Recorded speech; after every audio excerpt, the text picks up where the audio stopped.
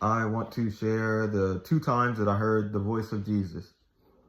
The first time I heard Jesus, and every time I hear Jesus, the voice is the same, and it's a soft and calming voice. It's like every time he talks to you, it's as if he's talking to you and with love. It's like it's hard to explain. Like how he speaks is like,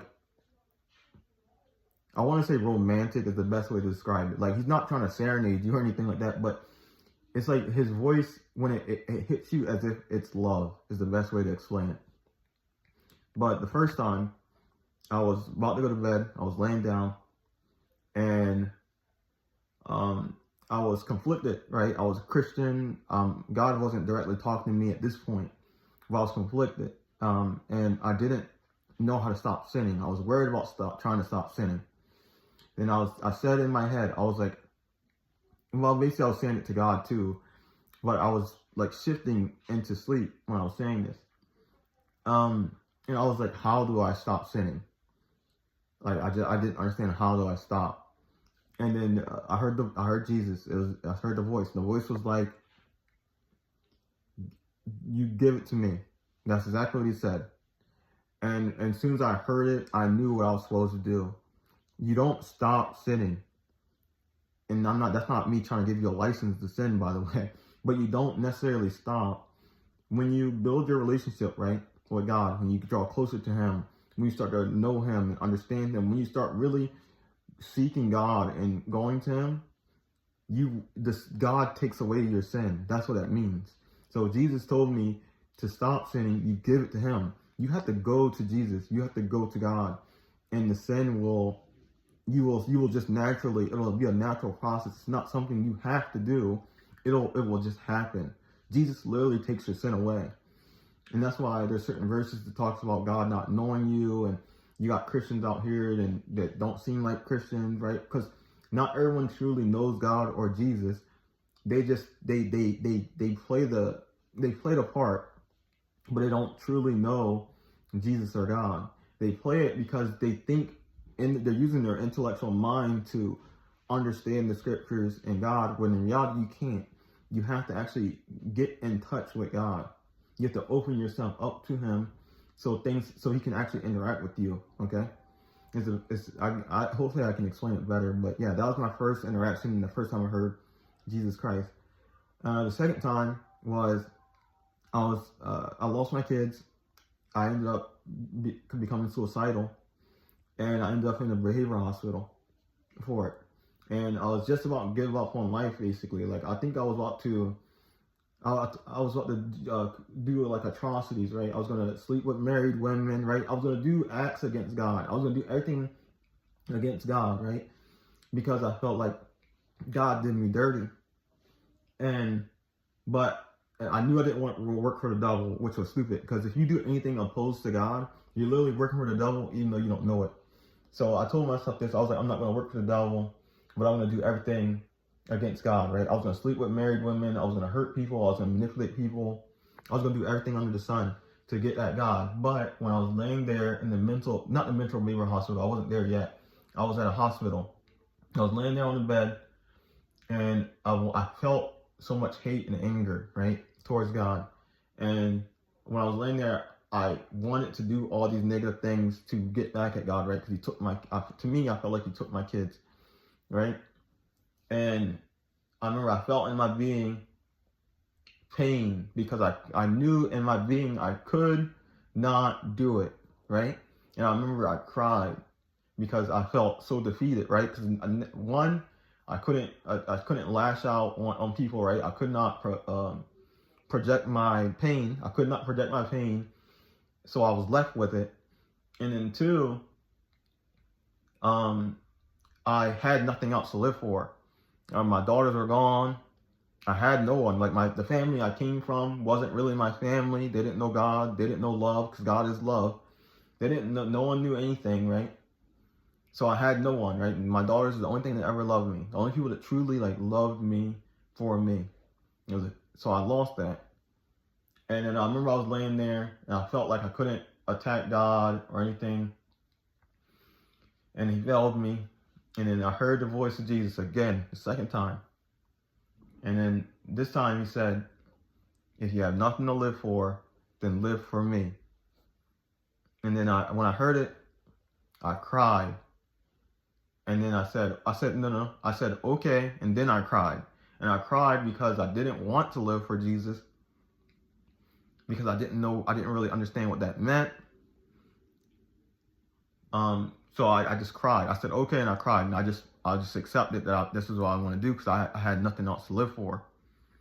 But yeah, those are the two times I heard Jesus. And I've been living for God ever since. Now, have I been doing it perfectly? No. But once you draw closer to God, he changes you. He literally changes you. He gives you wisdom. He gives you understanding. He gives you people. He places people in your life that know him, which is love. So they're capable of loving you. He starts to set the foundation for you. He starts to lead you in a way that suits how you were created. So you don't have to force your way through life. Like, y'all don't know how wonderful God is. Y'all don't know how real God is until you really surrender yourself. You really have to I'm looking outside. You have to really let yourself go to be with God. That's why the Bible talks about you have to die and be born again. You have to die. Like when I lost my kids, I died. I had nothing left. Who I was did not make sense. Or at least who I was trying to be in this world. Before I found God, I was trying to be like everybody else. I wanted to be like everybody else. But when I lived in that world, no one loved me. I had to fight for almost everything. I had to struggle with everybody, all my relationships with people. But since I've been living for God, that has not been the case. Because I know love. Again, and love is God. I know love and I know God. And now that I know God and I know love, and now because I know God and I know love, I trust myself and I know myself. I do not tolerate people around me that don't know love. I will not. That's not who I am. And I stay around people that I know that love me. That I know it's not going to hurt me. It's not going to wrong me. And then now all I do is talk about God. I do what I'm told. I share everything I tell people is true. It doesn't matter if y'all don't understand it or not. I promise you it don't matter. Because the things that I've experienced, the things my girl experienced will blow y'all's mind. We communicate with God all the time. I know stuff most people don't even know. And I start to realize, like, I have to separate myself because people are going to doubt you. They're going to look at you like you're crazy because they have to, because they don't believe. They can't believe.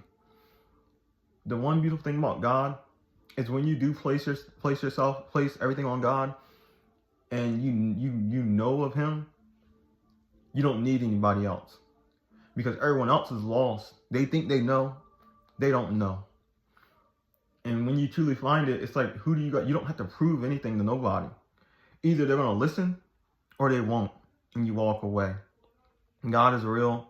Jesus Christ is real. I have Bell's palsy, and I'm still on here talking about God. Half my face, if you haven't noticed, don't really move that much because I have that. And I still preach God. I still love God. I'm not forsaking God anymore. I'm not yelling at God anymore. And I'm happier than I've ever been, and I don't even have my kids. Don't have the loves of my life. Those are the loves of my life. I have a new love of my life. It's God. And I know with God, anything is possible. And I know that I'm doing the right things now. I don't have to question if I'm doing the right things. I just know. How I know? I trust God. Everything about me is God. I see a bird flying, right? Like when I look at the windows, I think God. I see the trees change colors or the leaves fall, the sky. Anything that I see in this world, I think God. Everything, my mind is consumed with God. Like, y'all don't understand how real God truly is. Like, he can actually communicate with people. But the reason why people are not in touch with God is they don't understand love. Their hearts are hard. Now that I understand that verse, when the heart's being hard, when your heart is hurt, it cripples your mind to some degree. because then you start not trusting. Well, we got the devil too. He like affects your mind. I gotta make videos on him. He's like a pest. Like the devil's not even strong. He's a pest. He's like a vermin. Like he's not even strong. But when you don't know God, he has a lot of power over. He has, I would say, over a certain amount of influence that confuses and blinds us to what's really true. He's so small when you know God, but when you don't know God, he seems large. He's not strong. The devil can't even touch me. He might be able to maybe he's the reason I got Bell's palsy, but he can't stop me. God is true. Jesus Christ can interact with people. God the Father can interact with people. The Holy Spirit obviously here to interact with people and to help people. But y'all got to open yourselves up. Y'all have to look at the world and realize that there is a problem, and stop accepting that, oh, life is just a mess. Life doesn't have to be a mess. God is perfect and holy. Everything was supposed to be perfect and holy until we messed it up. Adam and Eve messed it up, and guess what? We continued the cycle. We have to go back to God, the source. We have to go back to God. Jesus Christ is God. There is no other way to heaven. The only way is to get back in touch with the source. The only way is to get back to Jesus Christ, the one that created us, the one that actually showed that he loved us. That is the only way to go to heaven. That is the only way to live a life, quotations, that seems perfect. Because the best way to live life is the way that God planned for us. We were all designed for a particular reason, literally. Some people are meant to be cooks. Some people are meant to sing. Some people are meant to be mechanics. Certain people are meant to be pastors. Me, God said I'm going to be a pastor. Why? Because I was meant to be. We are literally created to be something. You don't have to worry when you know who you are. And when God tells you who you are and what you're meant to do, you don't have to doubt it. You don't have to be confused. You just know and you believe and you trust it. And then it works because God lays down the foundation. Jesus Christ is true. Christianity is true. Most people don't know God, and that's why everyone's so confused. And then when they have a real preacher or a real pastor try to tell you guys, hey, I talked to God, y'all just lash out at them, acting like they're crazy. We're not crazy. Maybe I know something you don't. I thank you guys for listening. You guys take care. God bless. Peace.